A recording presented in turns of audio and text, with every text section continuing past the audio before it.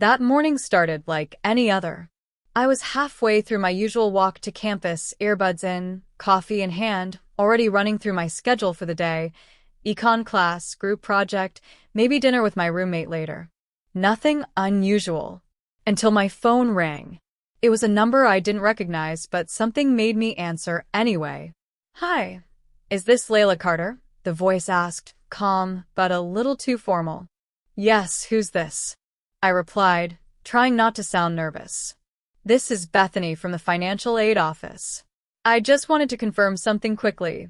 We haven't received the tuition payment for this semester, and your account shows a remaining balance of over $70,000. I stopped walking. Completely froze. "That's not possible," I said slowly. "I have a college fund. It's been fully covered since high school."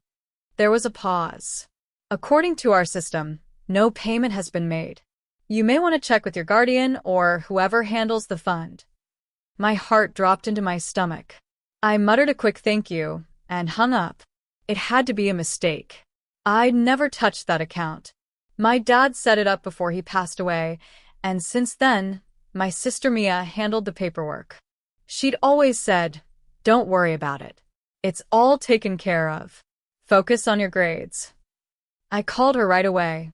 She picked up on the third ring, cheerful as ever. "Hey, what's up? You okay?" I asked her about the tuition, about the missing payment. For a second, she went quiet. Then she laughed, not in a funny way, more like she was stalling. "Oh, yeah.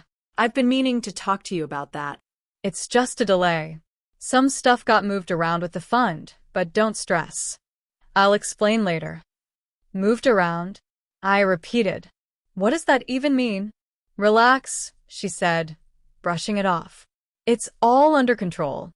But I knew her. I knew that tone. She was lying. That walk back to my apartment felt longer than it ever had. I didn't know how, and I didn't know why yet, but something was wrong. Deeply wrong. And I was going to find out exactly what she'd done. I didn't sleep that night. I just lay in bed, staring at the ceiling, replaying Mia's voice in my head. "It's all under control." Those words echoed like a warning, not reassurance. The next morning, I logged in to check the college fund account. I still had access, or at least I thought I did. But the screen that loaded wasn't what I remembered. The balance wasn't just low. It was zero. Cleared out. Every dollar. Gone. I stared at the screen for a long time, like maybe the numbers would change if I blinked hard enough. Then I scrolled through the transaction history. The last entry? A full withdrawal. 3 months ago. No notes. No explanation. Just gone. I texted Mia, no response. I called, straight to voicemail. So I did the only thing left. I showed up at her apartment. When she opened the door, she acted surprised, like I'd dropped by for coffee. "Layla? Wow, you okay? You look pale." I stepped inside without asking.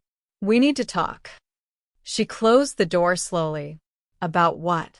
I didn't say anything at first. I just pulled up the account on my phone and held it out to her.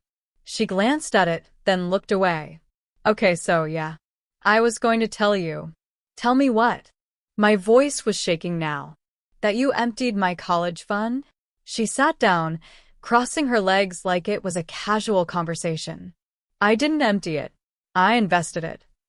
I blinked. "You what?" "It's temporary," she said quickly. "Chris had this opportunity, a crypto startup. It's blowing up right now. I only used part of it." "All of it?" I cut in. "You used all of it." She hesitated. "It's not what you think. Chris has connections," he said. I held up a hand. "Stop. You used $250,000 meant for my education and gave it to your boyfriend." Her face crumpled, just for a second. "It's going to triple in 6 months. He promised." I couldn't believe what I was hearing. I looked around her apartment. The designer bags on the couch, the new flat screen on the wall, the shoes stacked in the corner. "Is this where my tuition went?"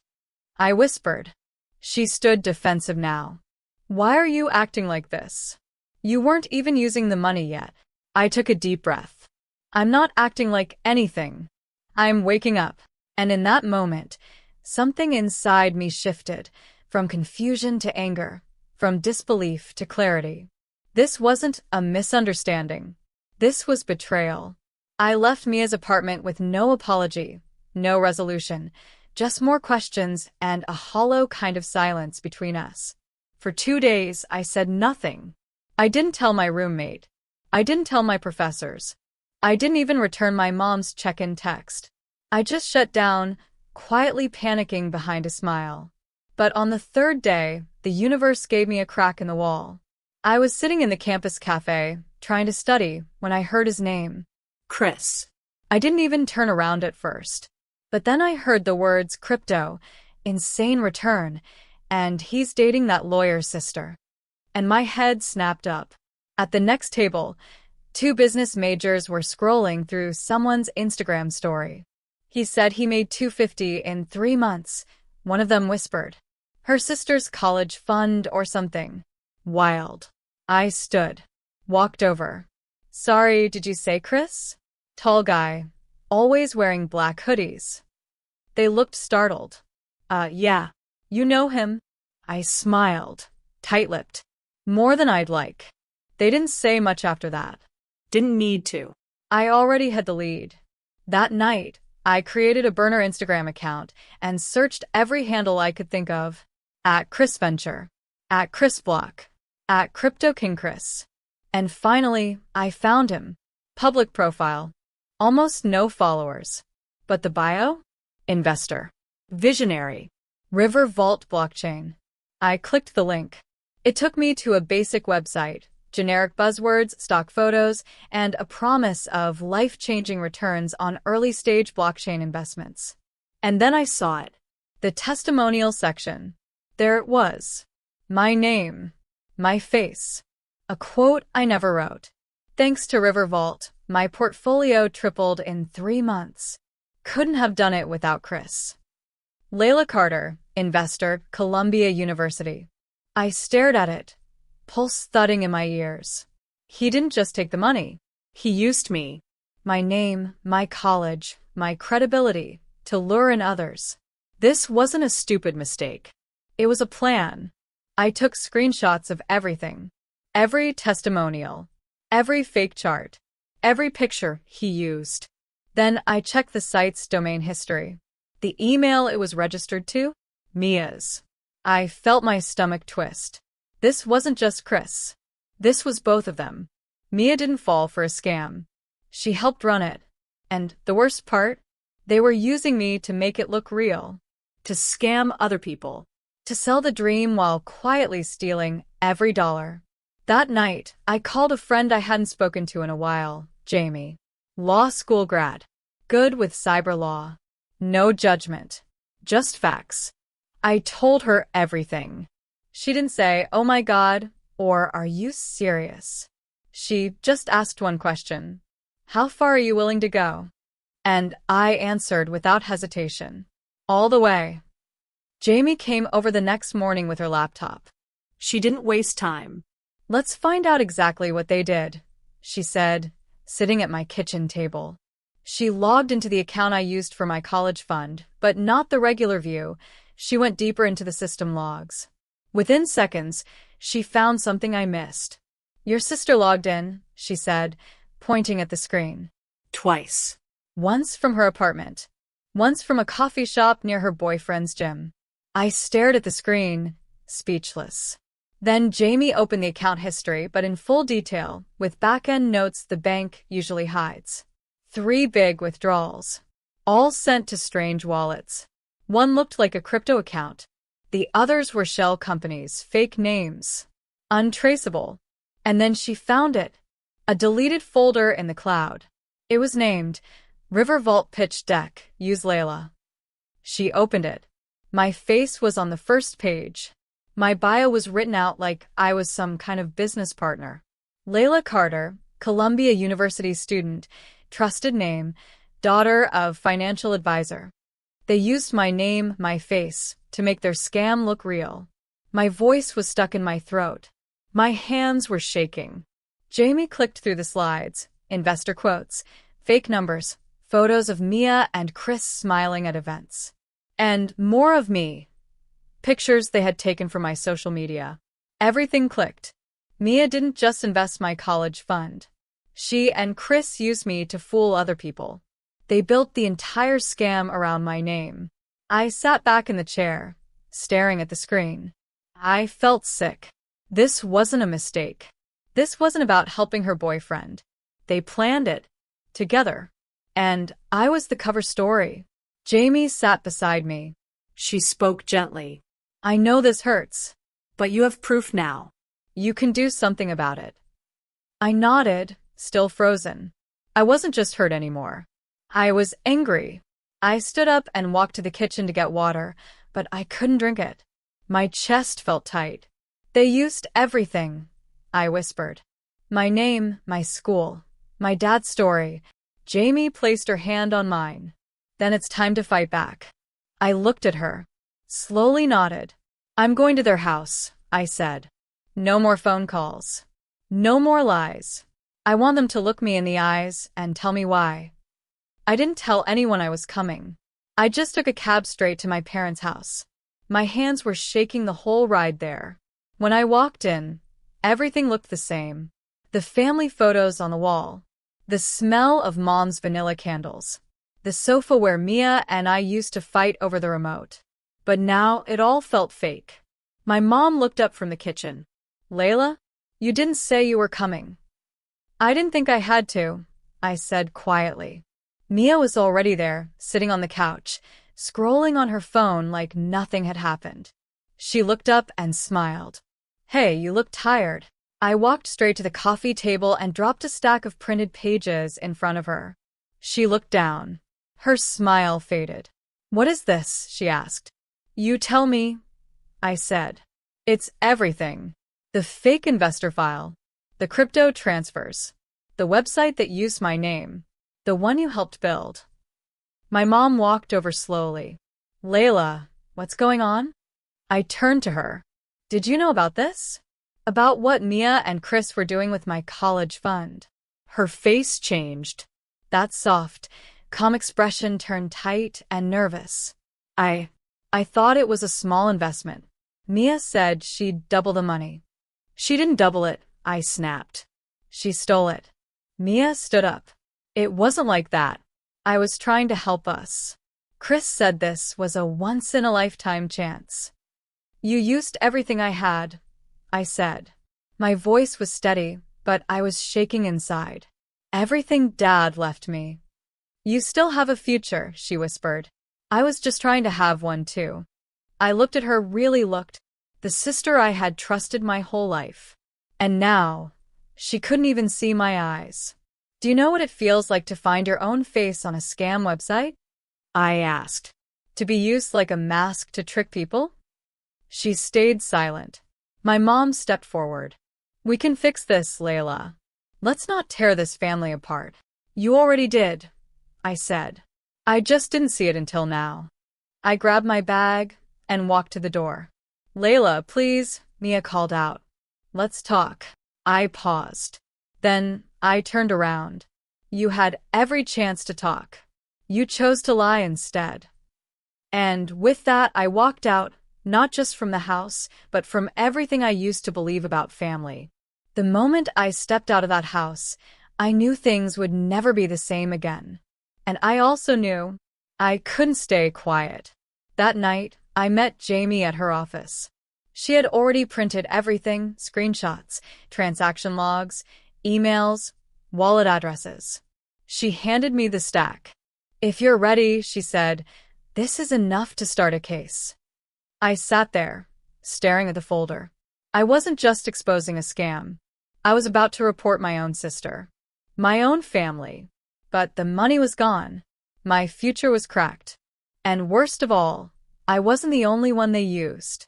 I had no choice. Let's file, I said. We started with the basics. Identity theft, wire fraud, false use of personal information. Then we listed every platform the fake website used, and every victim who had reached out on the site's public forum. Some had invested $5,000. Others had put in much more. All of them trusted me. And that's what hurt the most. 2 days later, I got a call from an agent at the State Financial Crimes Office. They were opening a full investigation. The next day, Mia called me 5 times in a row. I didn't pick up. Then my mom called. I let it ring. Finally, my dad, who rarely ever called me for anything, left a voicemail. "You're really doing this? To your own family? We're going to lose everything." I played it twice, then deleted it. They were never worried about losing me, just their comfort. That evening, Jamie and I met with a legal investigator from the fraud division. She looked through the folder and nodded. "This isn't small. It's serious, especially if they used your name to pull others into it." They did, I said. "And you're ready to testify?" "I am." That night, I couldn't sleep. I kept going over what would happen next, the questions, the court, the looks on their faces. But I also thought of something else. How many people stay silent just because the person who hurt them is someone they love? How many futures get ruined in silence? I wasn't going to be one of them. So I closed my laptop, turned off the light, and whispered to myself in the dark. "You're not weak for walking away. You're strong for finally saying enough." A few days after I filed the case, things started moving fast. Jamie got a call from the lead officer working on my report, and what he told us changed everything. He said this wasn't just about my college fund anymore. My name had been used in other places too. He sent us a report, and when I opened it, my stomach dropped. There were emails sent from an address that looked just like mine. Only one letter was different. These emails went out to people I had never met, promising them exclusive access to a blockchain investment fund called River Vault. The signature at the bottom? My full name, my school, even my phone number. It looked so real. But I didn't write a single one of them. The worst part? People believed it. There were payment records from at least a dozen people. One had sent $10,000.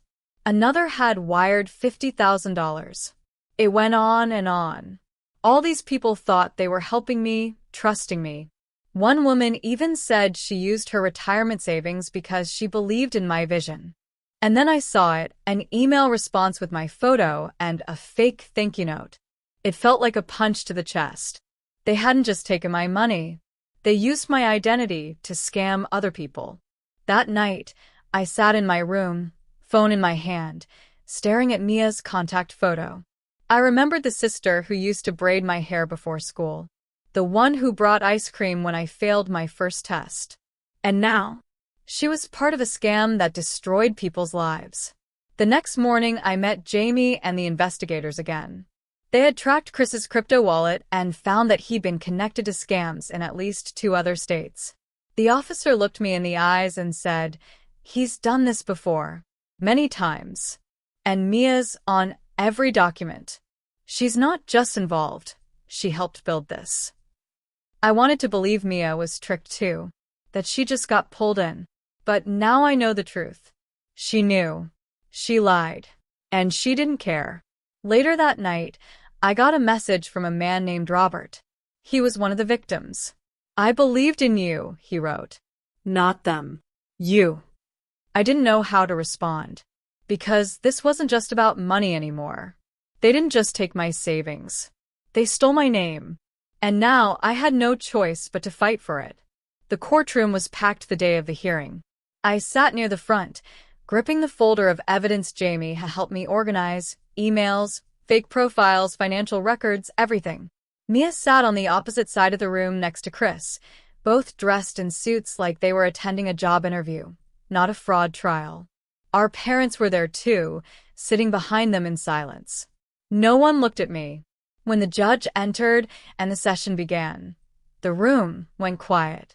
One by one, the investigators presented the details. How Chris and Mia had created a fake investment fund using my name. How they had used my personal identity to trick other people. How they took $250,000 from my college fund and used it to fuel a scam that ended up stealing over $500,000 from innocent victims. The courtroom saw it all: screenshots, email headers, crypto wallet transactions. There was no denying any of it. Then it was my turn. I stood slowly, my knees slightly shaking, but my voice came out steady.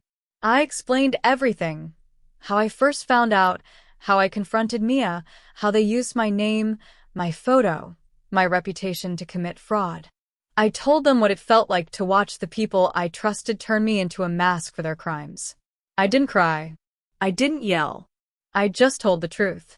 And for the first time in months, I felt strong doing it.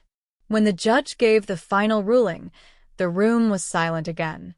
Chris received a 5-year prison sentence with additional financial penalties. Mia was given 2 years of supervised probation and was ordered to pay back what she could through court-mandated restitution. The judge called it a calculated betrayal carried out by people hiding behind family ties. My parents left the courtroom without saying a word. Outside, I sat on the courthouse steps for a long time. The wind felt colder than usual. Everything was over, and yet I felt like I was only just beginning. I didn't get my full college fund back. I didn't get an apology. But I did get something more important: my voice, my power, my name reclaimed. A month later, I was invited to speak at a fraud awareness event for students and young professionals. I stood on stage in a small auditorium, sharing my story, not just the pain, but the lesson. That family doesn't mean letting people ruin you in silence. That loving someone doesn't mean protecting them from consequences. That healing sometimes begins when you stop trying to fix what broke you. After the event, someone handed me a small thank you note. It said, "You helped me find the courage to speak up." I thought I was alone. I smiled, because now I knew I never was. And neither were they.